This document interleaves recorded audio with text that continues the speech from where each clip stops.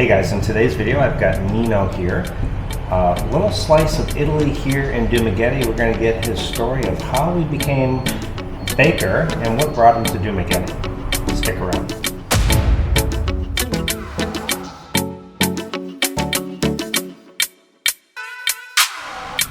Alright, well Nino, thank you for inviting me back again to your cafe, but I have started coming here before I even knew you, and Initially I came here, my friend from Italy, Carlo, he said, I found a place where the guy who owns it is from Rome and he has cannolis, and I got very, very excited because I haven't seen a cannoli in 8 years. So I came here and I also discovered the best coffee in all of Dumaguete for sure.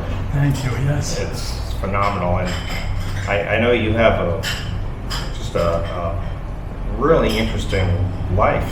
You know, how you started off in Italy, and I guess we will start in Rome, Italy, where you were born. Yes. You got into baking through your father. When I was 12 years old. Okay. My father opened up a bakery in Rome, Italy, and and I was going back and forth to school, and work, and we kept that bakery for 10 years. I left. I stopped when I went to the Air Force in Italy, and then when I came back from the Air Force, I came to America. I went to America. What brought you to America? Why America? Well, actually, my father, he was born in New York. He was? Yes, he was born in New York. He was taken back to Italy when he was only 6 months old. And then he never went back to New York until the 70s when me, him, and my mother, our family moved to. He went to see his sister in New York, and he took me and my mom to. So we like it over there, and that's it. Yeah. We start over there, and after not even 5 or 6 months that I was there, I started working in Brooklyn, actually in Ridgewood, and an Italian bakery, and I worked over there for a couple of years.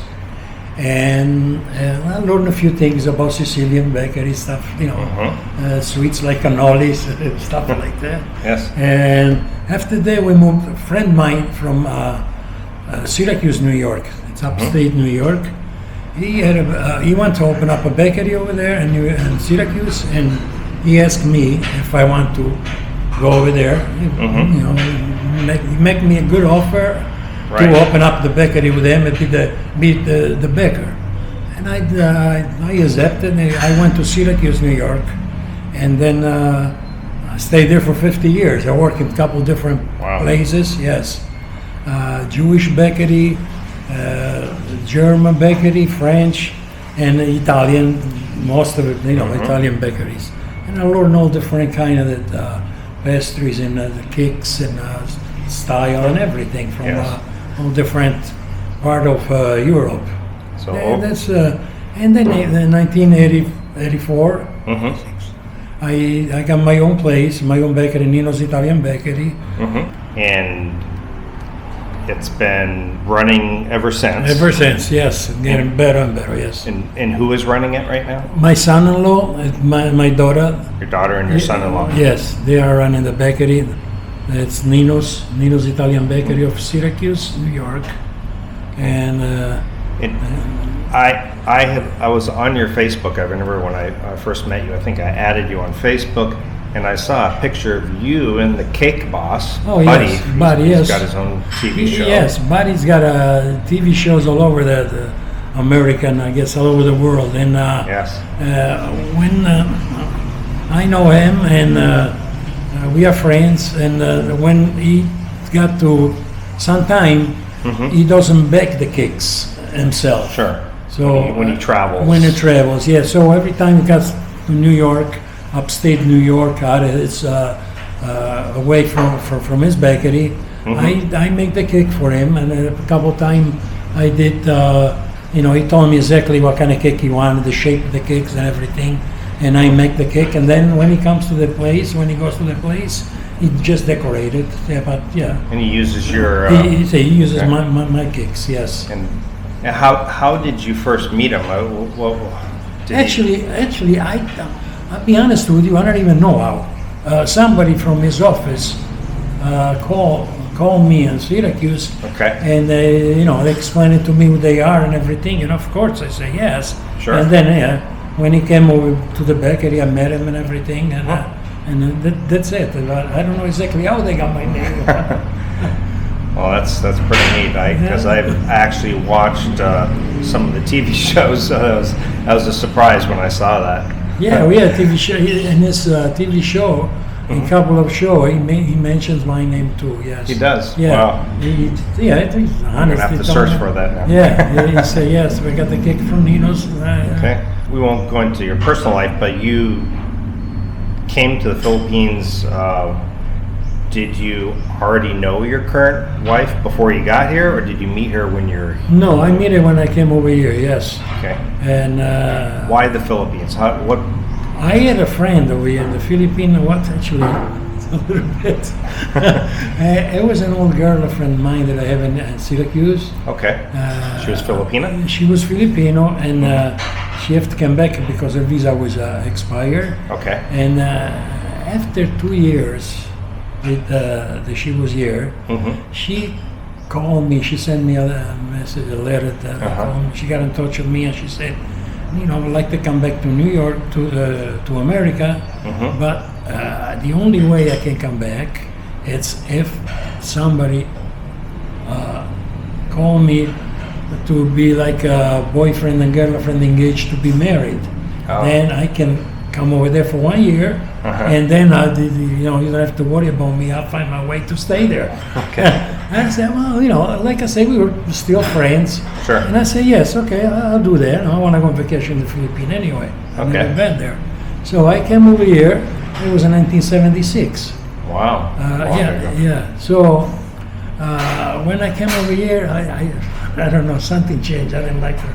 But anyway, I saw my wife, and I fall in love with her, and I forget about the other girl because, like I said, she was totally different than when she was in New York and in Syracuse with me. So I met my wife, and I did with my wife the engagement to be married, engaged to be married after 1 year. She came just to, like us. Yeah. Well, she came to Syracuse, and if you don't get married in 1 year, then she's got to go back to the Philippines. Right. But like I said, we got married, and we're still together until now. So you were married in the U.S. Yes. Okay. Yes, I was married in Syracuse. Yes. And so you both lived in Syracuse for Oh yes. We live over there for 25 years almost. 25 years. Wow. Yes. Okay. Yeah, we came over here, and 8 years ago we got our own house. We built a house over here in Dumaguete, and I'm retired. She's retired, and we both just move over here and stay here. Now I go to Syracuse once a year, and that's it. Yes. It's the longer you're here, the more you don't even want to go home, except for your family. It's a family, yes. Before, I used to go increasing this time when it's a lot of work to help my son-in-law. Sure. But it's so cold over there in the winter time that I changed it. Now I go when it's nice and warm. Yes, the same. I only visit in the summer months. Yes, and left the sulfur. So when did you decide with your wife to move back or move to the Philippines? When she retired. When she retired? Yeah, it was only 3 years, right before the COVID. Right before? Yeah, So- right before the COVID, yes. COVID. But we had the house over here. We used to come over here every year, the month of January and February. I leave Syracuse. We leave Syracuse and we come to Dumaguete, and then at the end of February we go back to Syracuse. We did this for 6 years, Wow. back and forth 2 months a year. Yes. And then, like I say, after we retired, we came over here for good. And now I do the reverse. I go over there You reversed 2 it. months, yes. Now, this coffee shop, this bakery here you're retired. What made you decide, I'll open up a bakery? Just because I'm not ready to just Sit at home. sit home and watch TV and sit on the couch. So I wanted to do something, and I love doing this kind of the job. That's I've been doing this all my life. Mm-hmm. I mean, it's 60. What is it, 63? It's 75 now. 63 years ago, I start working this kind of business, and I really love do it, and I love to introduce my pastries and my specialty Sure. to the Filipino people. You know, In your bakery in Syracuse, New York, you don't have.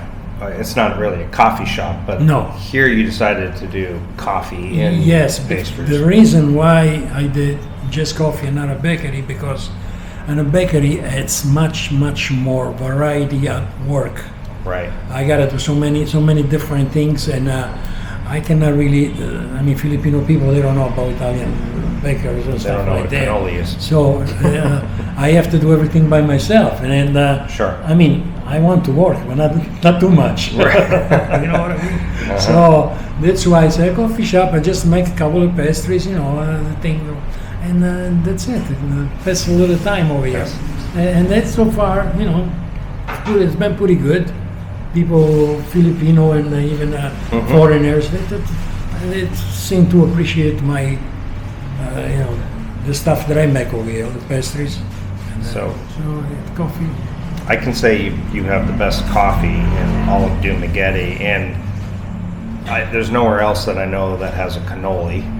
So besides the pastries, I know sometimes you have lasagna usually. Yes.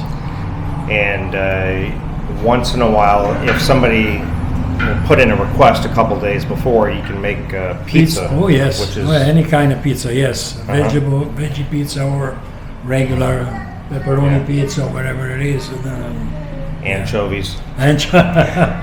Not too many, but yes, anchovies too. The only thing Nino and I both agreed on is that he doesn't do pineapple on pizza No, here. I'm sorry. So, but I think you lose your Italian card if you eat pineapple on pizza. I think you lose your citizenship. Okay, so you've been open for about 3-4 years now? Over here? Here. No, a year and a half. So a year and a It's only a year and a half. Oh, yes, yes. This was after the pandemic, or towards the end of it. And it was still towards the end. Yes, Towards the it was not past. No, actually, I opened up at the wrong time because Sure. there was another right time to open up a business, Yeah. especially a coffee shop in Dumaguete where there are so many. It's ridiculous. But like I said, I just love to do something, and that's the best. And you get a lot of college kids, college nursing students. Yes, stuff, they come over every day. Yeah. Yeah. And also you get a lot of foreigners that kind of trickle in, and Yeah. so if you haven't checked it out, I keep wanting to say Ninos Bakery. It is Ninos Alsani. Bakery. It's Alsani Cafe. It Yes. is not far from the downtown central Dumaguete. It's near the Silliman University here. Yeah, And I'll that's show a map. Silliman Medical Center. Silliman Medical Center. So Yes. that's where you get a lot of the nursing. Yes, that kind of stuff. Yeah. Here come. Yeah. I suppose if you're a single guy and you're looking for a beautiful nurse, this would be the place to come. Yeah. But yeah, the pastries are phenomenal. I had pizza the other day. Oh, yeah. It was great. We took your lasagna home, which is one of the things I always look for, because here they don't use ricotta cheese, I make my own. and you make your own ricotta cheese. Yes, yeah, Wow. yeah. It's quite the process. So, all Yeah. right. Well, thank you, Nino, so much. I appreciate it, and I will be in soon and see you again. Thank you, All thank right. you for Grazie having tante. me. Grazie a te. And you guys are welcome to come and check it out. Absolutely Nino, do. Nino. Now you got me to say Nino. Alsani Cafe. Alsani Cafe, yes. That's right. Thank you. It's Aldacoa Drive, yes. Right before the entrance of the medical center, Silliman Medical Center.